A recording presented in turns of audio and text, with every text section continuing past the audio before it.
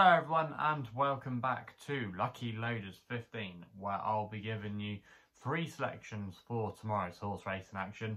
Now before we get into that, I quickly want to apologise for not doing a video here on my YouTube channel over the last couple of days. Just been really busy, was away this weekend at a wedding, so yeah, that's where I was very busy, a little bit hungover, but yeah, hopefully I can give you some winners for tomorrow's racing. Also as well, I should quickly recap on our latest video which came out for Friday and Saturday's racing. You might remember we had a couple of winners from that video with Mitros on fire at Newmarket on Saturday, and we also as well had a little bit more success at Newmarket on Saturday with Great Ambassador. 2 good results for us there.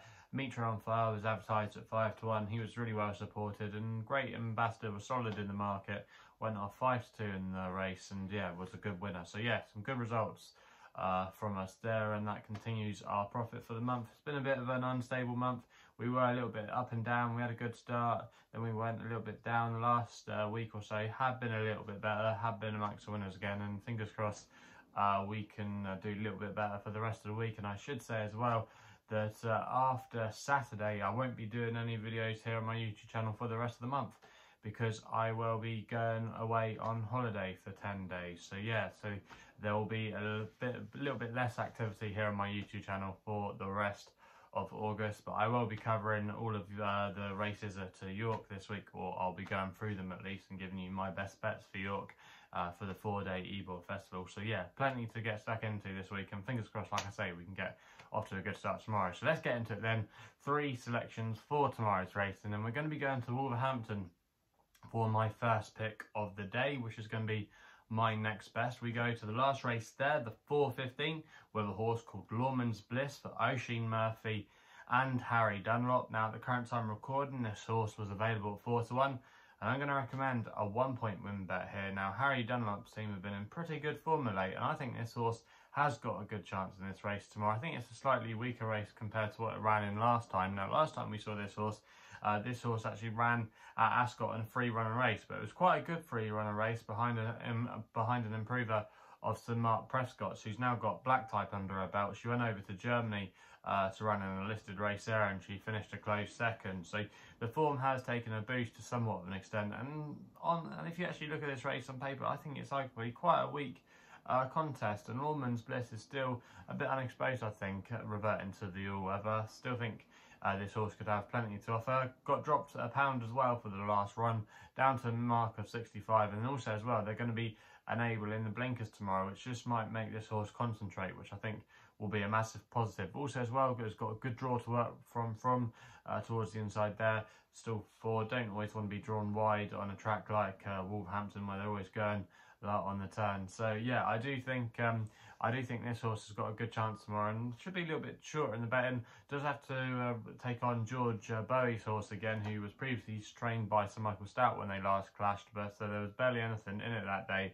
And I just think Lawmans Bliss does have a little bit more to come, and should be a little bit shorter than its current price of 4-1. So yeah, Lawmans Bliss it is. It's going to be my next best of the day, and hopefully we can get off to a flyer there.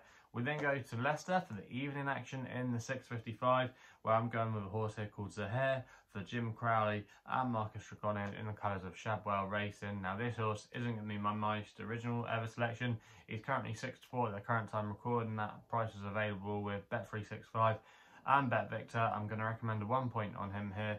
Now this horse will be making his handicap debut off a mark of 82, but I think he looks quite well treated, and he's well in as well with the 3-year-old allowance. Now the Idilico are going in good form, but the thing that impressed me most about this horse the last day was his win at Foss Last, where he did it very comfortably, giving away a penalty. He was giving away bags of weight to plenty of his rivals. Now the form of that race hasn't worked out, but I do think it was a very good effort when you put all the figures and the data together. Despite it being a weak contest, I still think it was a good run there, given that amount of weight away. And I think in this field, he's got a really good chance. Likes to be ridden prominently, which is not always a bad thing at Leicester. Ground shouldn't be a problem. I think there's a lot in his favour tomorrow, and Zuhair, I think, can get off to a winning start in handicaps. We then go to my long shot of the day, which runs in the last race at Carlisle. It's the 8:05. I'm going to take a chance here on Idilico for Ben Sanderson, claiming free. He's riding for Ian Williams. At the time recording, this horse was available at 16-1. I'm going to recommend an each way selection here with the 0.5 each way. Now this horse, Idilico, is a bit of a quirky customer and he is very hard to win with, but I just thought this race could set up quite well for him tomorrow. Now there's a couple in here at the top of the market that have got to prove their stamina at this distance, and I thought they were a little bit too short in the betting, so that was why I was quite keen on a more staying type in this race, and Idilico fits into that category. Now I think over this trip he's got a good chance. It's not a particularly strong race in my opinion as well, and I think he'll be suited by the stiff uphill nature of Carlisle. Could see that really playing to his strengths. He's a bit of a plodder really. He's got kind of like one gear, but I just think it might be enough in a race, like I say, of this nature. He's down to a mark of 60, which I think is workable. Ben Santon as well is able to claim free. And if you look at some of the earlier exploits of Idilico this season, they do bring him into this race. He was arguably running in some better contests, including in his most recent run, and he finished 4th at Nottingham. So I do think he has been, he has been found a good opportunity here to run well. And I think at 16-1 there, I'm willing to take a chance with him as my long shot of the day. But yeah, he does come with a couple of warning signs attached, so yeah, maybe not one for all of you to back if you're not feeling it on that one. But yeah, they're going to be my 3 tips for tomorrow's racing. If you're still enjoying these videos, remember to hit the thumbs up button and subscribe here to my YouTube channel at LuckyLoaders15. Also as well, alternatively, let me know in the comments box below what you'll be backing tomorrow. If you want to follow me on social media, you can do so, where my handle is at LuckyLoader15 on Twitter. And if you want to find out a little bit more about myself, my website is www.chrisloaderracing.co.uk. So please gamble responsibly. Hopefully we can have some winners for you tomorrow, and we'll be seeing you soon.